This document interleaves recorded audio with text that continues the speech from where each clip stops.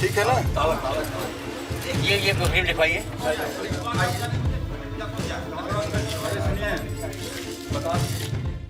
ज्ञानवापी मस्जिद के निचले कमरे का ताला खुला और इसके साथ ही सामने आया वो संसार जिसके सर्वे से पता चलेगा क्या वाकई ज्ञानवापी मस्जिद को मंदिर तोड़कर महादेव के धाम के ऊपर बनाया गया।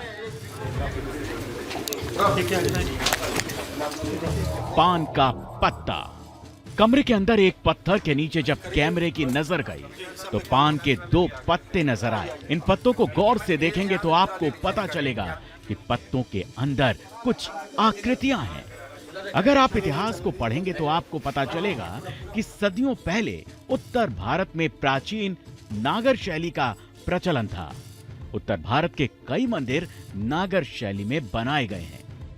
नागर शैली में मंदिरों की साज सज्जा के लिए प्राकृतिक चिन्हों जैसे फूल, पत्तों और बेलों का इस्तेमाल किया जाता था और इसी वजह से सवाल उठ रहा है, क्या ज्ञानवापी के तहखाने में मिले ये चिन्ह नागर शैली से जुड़े हैं और क्या ये महादेव के मंदिर के ही वो अवशेष हैं जिन्हें औरंगजेब के हुक्म पर मस्जिद के नीचे दबा दिया गया था।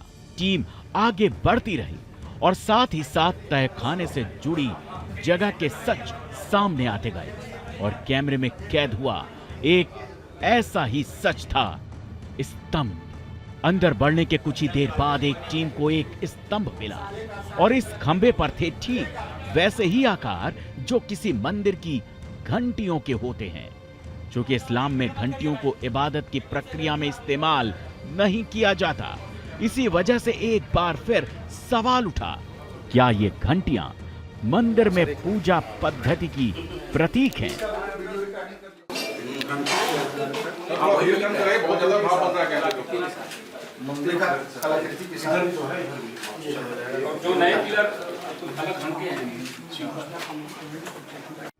ऊपर से नीचे जब कैमरा घूमता है तो साफ हो जाता है कि स्तंभ के मध्य हिस्से पर ऐसी घंटियां चारों तरफ बनाई गई हैं। समय के साथ कुछ घंटियां टूट गईं, लेकिन गौर से देखेंगे तो बाकी पत्थर की घंटियां आज भी अपने पूर्ण आकार में हैं। जैसे जैसे यह वीडियो आगे बढ़ता है तो मस्जिद के नीचे मंदिर के होने के दावे को लेकर जिज्ञासा बढ़ती गई।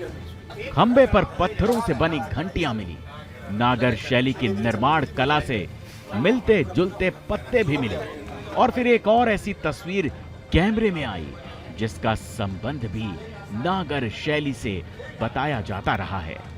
ये थे खंबे के अंदर बने आले। आला यानी वो हिस्सा जहां आम तौर पर रोशनी करने के लिए दीपक रखा जाता है। अगर आप नागर शैली को पढ़ेंगे तो इस शैली में कोणाकार आकृतियों का विशेष महत्व है। नागर शैली में बने मंदिरों के गर्भगृह के ऊपर एक रेखीय शिखर होता है। शिखर का सबसे महत्वपूर्ण भाग सबसे ऊपर लगा आमलक होता है, जो उत्तरी भारत के मंदिरों की मुख्य पहचान है। ये कोणाकार आकृति नीचे से ऊपर की ओर पतली होती जाती है। नागर शैली से जुड़े कथित चिन्हों का मिलना बार बार सवाल पैदा कर रहा था। क्या वाकई ये मंदिर के वही अवशेष हैं जिन्हें दावों के मुताबिक मुगल काल में तोड़ा गया था? मौके पर मौजूद हिंदू पक्षकार बार बार इसी सवाल के साथ तहखाने की दीवारों को देख रहे थे और टीम अपनी रिकॉर्डिंग को आगे बढ़ा रही थी। अब तक जो मिला वो इशारे दे रहा था, लेकिन आगे टीम को जो मिला उसे देखकर तो जैसे आंखों पर यकीन ही नहीं हुआ, क्योंकि आगे कुछ ऐसा था जिसे मंदिर का साक्षात सबूत कहा जा सकता है। रिकॉर्डिंग करती टीम को तहखाने के इस हिस्से में एक और स्तंभ मिला और जब कैमरे की लाइट से रोशनी इस स्तंभ पर पड़ी तो सामने नजर आए संस्कृत में लिखे श्लोक। 3, 4, 5, 6, 7 लाइनों में करीब 14-15 शब्द हैं। गौर से देखिए खंबे के इस हिस्से को। वक्त की धूल की वजह से ये शब्द थोड़े धुंधले पड़ गए हैं, लेकिन ये संस्कृत भाषा है। ये खुद वो अधिकारी कबूल कर रहे थे जो मौके पर मौजूद थे। स्तंभ के ऊपर की गई इस कलाकारी को देखेंगे तो यह जानना मुश्किल है कि यह कोई श्लोक है या फिर संस्कृत में लिखे कुछ शब्द। लेकिन वीडियो के इस हिस्से से फिर कुछ सवाल उठे। इस्लाम में इबादत अरबी में होती है, न कि संस्कृत में। तो फिर ज्ञानवापी मस्जिद के अंदर संस्कृत के श्लोक या शब्द क्यों लिखे गए हैं? जिस हिस्से पर संस्कृत लिखी मिली है वो एक खंभा है, कोई पत्थर नहीं जिसे लाकर यहां रख दिया गया हो। यानी ये खंभा इमारत का हिस्सा रहा है। 3 4 5 6 7 लाइनों में करीब 14-15 शब्द हैं। जहां संस्कृत के शब्द लिखे हैं उसी स्तंभ के नीचे और आगे की तरफ कुछ और आकृतियां भी बनी हैं, जो हैं पुष्प कमल यानी फूल। अगर आप गौर से देखेंगे तो आपको एक के नीचे एक कम से कम 5 पुष्प कमल नजर आएंगे। इस किस्म के पुष्प कमल भी नागर शैली के निर्माण का हिस्सा माने जाते हैं। जैसा कि हम आपको पहले भी बता चुके हैं कि प्राकृतिक चिन्ह नागर शैली के निर्माण की विशेषता माने जाते हैं।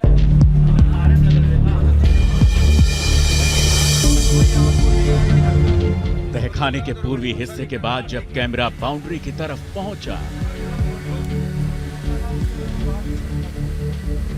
तो पान की कलाकृतियों वाली यह सफेद रंग की दीवार मिली।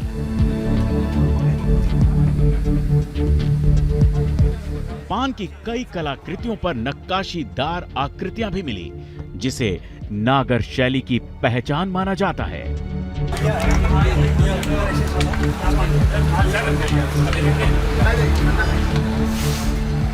ये ज्ञानवापी की वही दक्षिण हिस्से की दीवार है जो काशी विश्वनाथ मंदिर के बेहद करीब है।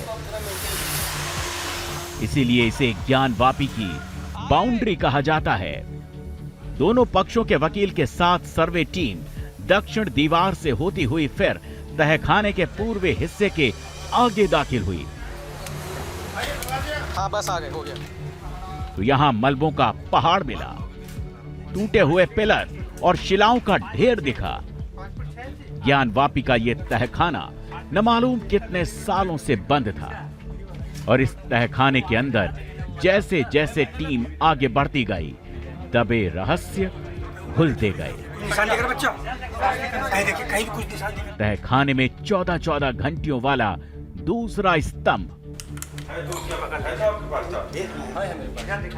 तहखाने में यह दूसरा स्तंभ है जिस पर घंटी जैसी आकृति दिखाई दे रही है। 14-14 घंटियां इस स्तंभ पर तराशी गई हैं और जैसे ही कैमरा नीचे की तरफ जाता है एक आकृति पर सबकी निगाहें टिक जाती हैं। टीवी पर पहली बार ज्ञानवापी के तहखाने की वो तस्वीरें आप देख रहे हैं जो इससे पहले आपने कभी नहीं देखी होंगी।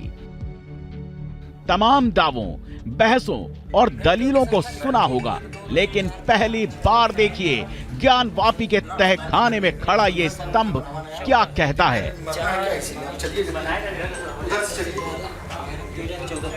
स्तंभ के नीचे की इस आकृति को देखकर सर्वे की टीम चौंक पड़ी। दावा किया जा रहा है कि यहां कभी मूर्ति रही होगी और बाद में निशान मिटाने की कोशिश भी हुई होगी कि यहां और कौन से राज दफन हैं। तो इस राज से पर्दा उठाने के लिए कैमरा चबूतरे से होता हुआ दक्षिण की ओर घुमा। तहखाने का यह हिस्सा ज्यादातर अवशेषों से पटा पड़ा है। यहां की दीवारें ऐसी हैं जिन्हें पहली नजर में देखकर ही लगता है कि इनका निर्माण एक साथ नहीं हुआ। यहां पर कुछ दीवारें ईंट, सीमेंट की बनी हैं, तो कुछ प्राचीन ढांचा है। यानी इस स्ट्रक्चर में 2 युगों के अवशेष नजर आते हैं। सर्वे टीम ने यह नोट किया कि यहां कदम कदम पर शिलाओं का ढेर जमा है। इन्हीं शिलाओं को देखती हुई गुप्त अंधेरे में बचते बचाते सर्वे की टीम आगे बढ़ी। दक्षिण की तरफ पहुंचने पर एक ऐसी दीवार दिखी जिस पर कमल का फूल स्पष्ट नजर आया। हिंदू मान्यताओं के मुताबिक पुष्प कमल को लक्ष्मी स्वरूप कहा जाता है। हिंदू मंदिरों में कमल पुष्प कमल की नक्काशी की पौराणिक परंपरा रही है। ऐसे में ये रहस्य और गहराने लगा कि ज्ञान वापी के पाताल लोक या यूं कहें तहखाने में कमल की कलाकृतियों का राज क्या है। लेकिन ये सिर्फ एक कलाकृति नहीं है, ये कैमरे में कैद तस्वीरें बताती हैं। जैसे ही कैमरा आगे की ओर घूमता है तो एक मेहराब पर बाघ की आकृति दिखाई देती है। बाघ की उकेरी गई कलाकृति ऊपरी बीम में दिखाई दे रही है। पहले बाघ को दिखा दो। उसको आप अच्छे से लीजिए। उधर भी लीजिए।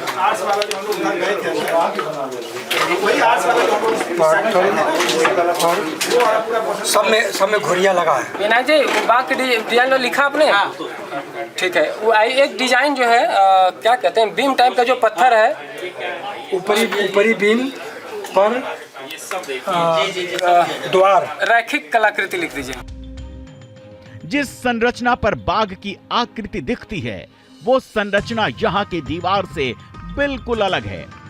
सामने की दीवार और छत को देखकर पता चलता है कि यह ज्ञान वापी का नया स्ट्रक्चर है, जबकि बाघ वाली शिला को देखकर लगता है कि यह प्राचीन काल की निर्मित दीवार है। इसी तरह की संरचना हमें तहखाने की इस छत पर भी नजर आई।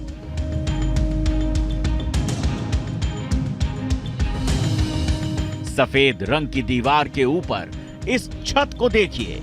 इस नक्काशीदार छत की कलाकृतियां किसी मंदिरनुमा आकृति जैसी हैं। Team news nation.